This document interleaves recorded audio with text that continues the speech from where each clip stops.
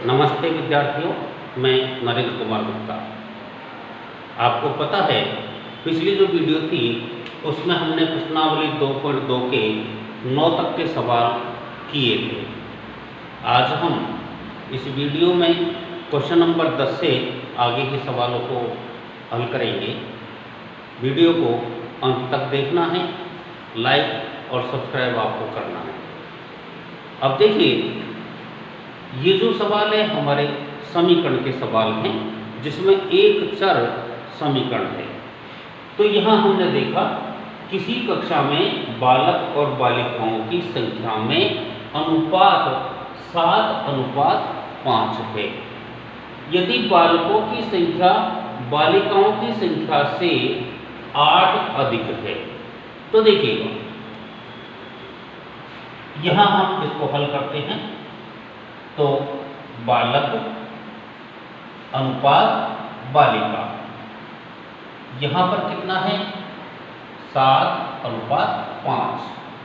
अब हम इस बात को देख रहे हैं, अगर इनके साथ कोई समान चर राशि लगा दी जाए तो इनके मान में किसी प्रकार का कोई परिवर्तन नहीं होगा। तो हमारे पास हो गया 7x अनुपात 5x।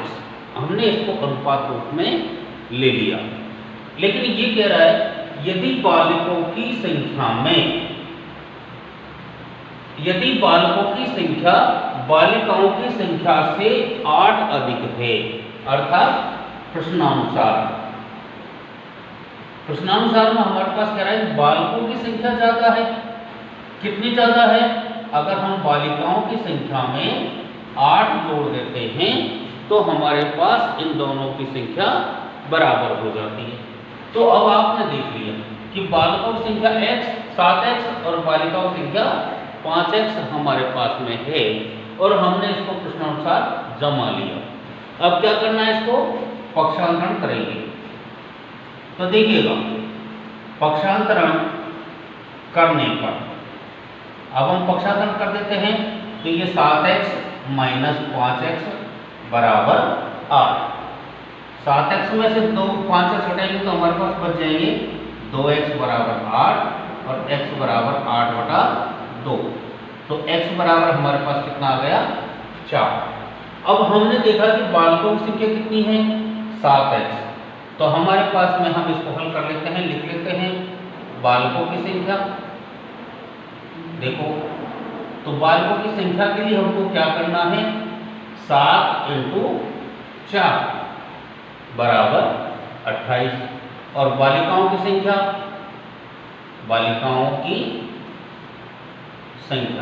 ये कितने से गुणा करनी है हमको, 5 × 4 बराबर 20। ऐसे देखो, बहुत सीधा हमारा ये सवाल हमने किया है। आपकी समझ में आया कि किसी कक्षा में बालक और बालिकाओं की संख्या का अनुपात हमको दे रखा है। हमने अनुपात लिखा और इनके साथ समान रूप से एक चर राशि हमने लगा दी। तो हम इस बात जानते हैं कि अगर अनुपात रूप में हम इसको करते हैं तो x खत्म हो जाता है। और फिर नहीं लगाते हैं तो हमारे पास 7x तो बालक हो गए और 5x बालिकाएं हो गई। हमने इसको प्रश्नानुसार, क्योंकि बालिकाओं की संख्या बालकों की संख्या से 8 कम है, अर्थात बालक ज़्यादा है, तो बालक ज़्यादा होने की वजह से हमने इधर ले लिया और बालिकाओं में 8 प्लस जोड़ कर दिया।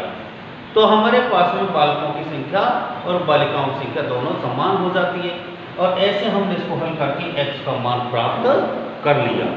जब x का मान प्राप्त हो गया तो उसके बाद हमने फिर क्या किया है, क्योंकि हमको पता है बालक 7x है और बालिकाएं 5x है, हमने इन मानों को रख करके और इनकी एक्यूरेट जो संख्याएं हैं वो हमने प्राप्त कर ली।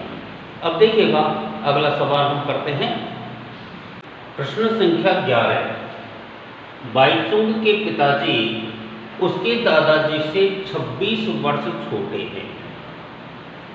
बाईचुंग एक व्यक्ति, एक बालक है जिसके दादाजी पिताजी से 26 वर्ष बड़े हैं और जो पिताजी हैं वो इस बाईचुंग से 29 वर्ष बड़े हैं। अगर तीनों की आयु का योग 135 वर्ष होता है तो तीनों की अलग अलग आयु हमको ज्ञात करनी है। ये बात हमको ये सवाल कहता है। तो अब हम इसको हल करते हैं। तो देखिए, माना बाइचुंग की वर्तमान आयु, इसकी वर्तमान आयु x वर्ष है। अब आप इस बात को देख रहे हैं कि हमने बाइचुंग की वर्तमान आयु मानी है। तो पिताजी की आयु, अब हम देख रहे हैं जो पिताजी हैं वो 29 वर्ष बड़े हैं। तो कितनी हो जाएगी? x प्लस 29 वर्ष। और जो दादाजी हैं वो पिताजी से 26 वर्ष बड़े हैं। पिताजी दादाजी से 26 वर्ष छोटे हैं। तो इसका मतलब हो गया दादाजी की आयु कितनी हो जाएगी? जो पिताजी की आयु है उसमें हम 26 और प्लस कर देंगे तो हमारे पास में दादाजी की आयु आ जाएगी। अब देखिएगा, ये कहता है कि तीनों की अगर आयु को जोड़ दिया जाता है तो 135 हो जाता है। तो यहाँ हम प्रश्नानुसार देखिएगा क्या हो जाएगा। हम तीनों को जोड़ेंगे, x प्लस 29 प्लस 29 प्लस 26 बराबर 135। अब इसको हल कर लेते हैं।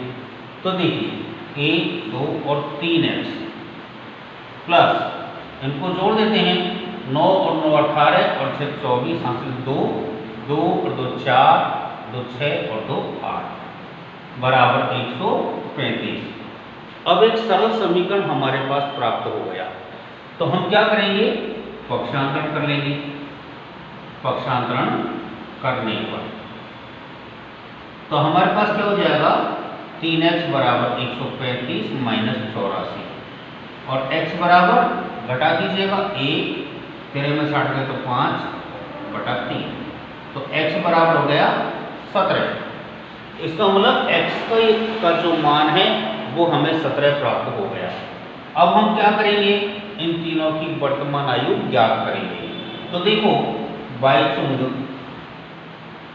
की आयु कितनी हो जाएगी? ये हमने x मानी है तो 17 वर्ष। पिताजी की आयु कितनी हो जाएगी? आप देखेंगे 17 में हमको कितना जोड़ना है?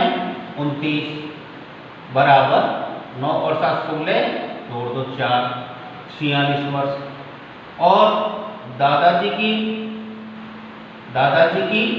आयु कितनी हो जाएगी? हम देख रहे हैं कि 46 में अगर हम 26 जोड़ देते हैं तो हमारे पास दादाजी की आयु आ जाती है। तो 6 और 6 12, 4 और 3 7, 72 वर्ष। ऐसे हमारे पास में इन तीनों की आयु को हम आसानी से निकाल सकते हैं। आपने देखा कि हमने सबसे पहले बाइचुंग की आयु मानी। बाइचुंग की आयु में पिताजी का और बाइचुंग का जो अंतर है उसको हमने जोड़ दिया और ऐसे ही जो पिताजी की आयु है उसमें दादाजी की आयु का अंतर प्लस कर दिया। हमने देखा कि तीनों की जो आयु है उसका योग 135 है। तो हमने इसको प्रश्नानुसार जमा दिया। जमाने के बाद में आपने देखा कि इसको सरल समीकरण में बदल करके पक्षांतरण करके हमने x का मान ज्ञात कर लिया और x के मान को हमने हमारी जो आयु मानी थी उसमें जमाते हुए हमने तीनों की आयु को प्राप्त कर लिया। ऐसे हम सवालों को बहुत ही सरल तरीके से आसानी से हल कर सकते हैं। अब देखिएगा अगला जो सवाल है उसको भी हल करते हैं। प्रश्न संख्या 12, 15 वर्ष बाद रवि की आयु उसकी वर्तमान आयु की 4 गुना हो जाएगी।